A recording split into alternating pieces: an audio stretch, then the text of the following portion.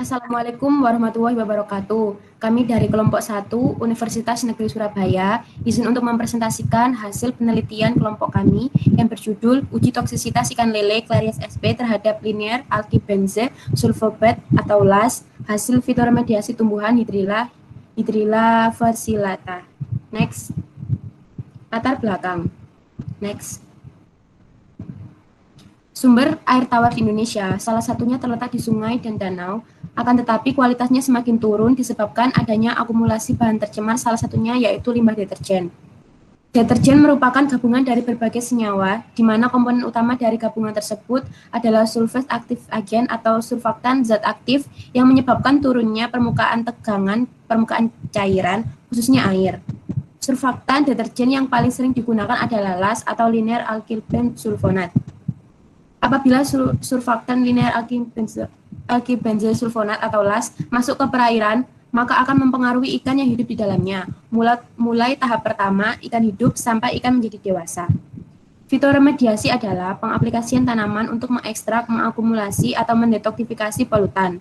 Pada proses ini akan melewati 3 tahap, yaitu penyerapan dari larutan, perpindahan menuju silim pada akar, dan perpindahan menuju tunas. Salah satu cara untuk menurunkan kadar LAS pada suatu perairan yakni dengan fitoremediasi menggunakan tanaman Hydrilla verticillata. Next. Selanjutnya akan dijelaskan oleh rekan saya. Terima kasih. Selanjutnya latar belakang yaitu budidaya perputaran ikan lele atau Clarias SP sudah mulai meluas sampai ke perkotaan dengan memanfaatkan sumber air dari parit-parit kecil dan besar serta saluran-saluran pembuangan air dari berbagai sumber seperti rumah tangga, industri, pasar, dan sebagainya. Media air tersebut tentunya sudah mengalami pencemaran yang salah satunya dari deterjen dan selanjutnya akan mempengaruhi kondisi fisiologis dan kesehatan ikan lele.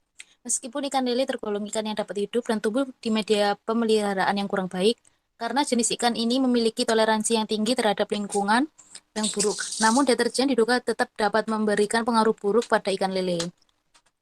Penelitian ini bertujuan untuk mendeskripsikan tingkat toksisitas kandungan LAS hasil fitoremediasi menggunakan tanaman Hydrilla verticulata terhadap kematian ikan dan mendeskripsikan kualitas air secara fisik kimia dan LAS sebagai hasil fitoremediasi. Selanjutnya untuk metode akan dijelaskan oleh rekan saya, Nabila.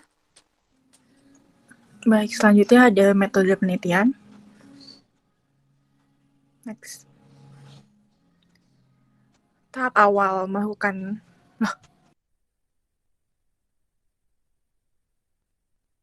Ya, langsung itu aja. Tahap awal melakukan aklimatisasi ikan lele selama 7 hari pada bak plastik yang diisi dengan aquadia sebanyak 5 liter dengan aerasi secukupnya. Dan pakan diberi sebanyak 1 kali yaitu setiap pagi hari.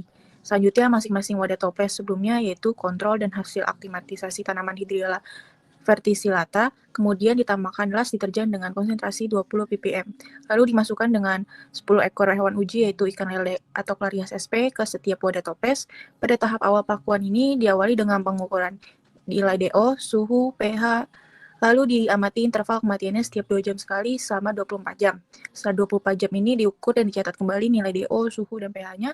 Dicatat jumlah kematian ikan lele pada setiap wadah toples.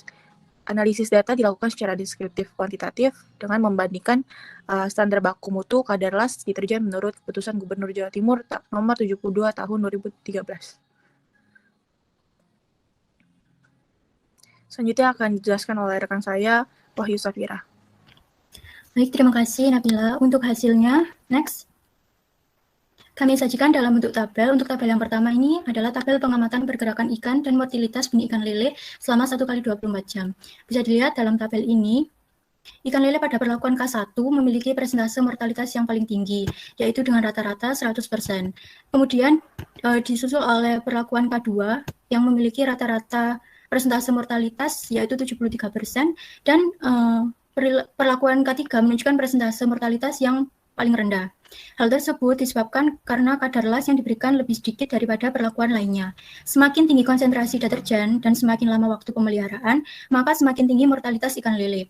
Kondisi ini mengindikasikan bahwa kemampuan ikan lele untuk menoleransi kadar deterjen terbatas pada waktu konsentrasi tertentu.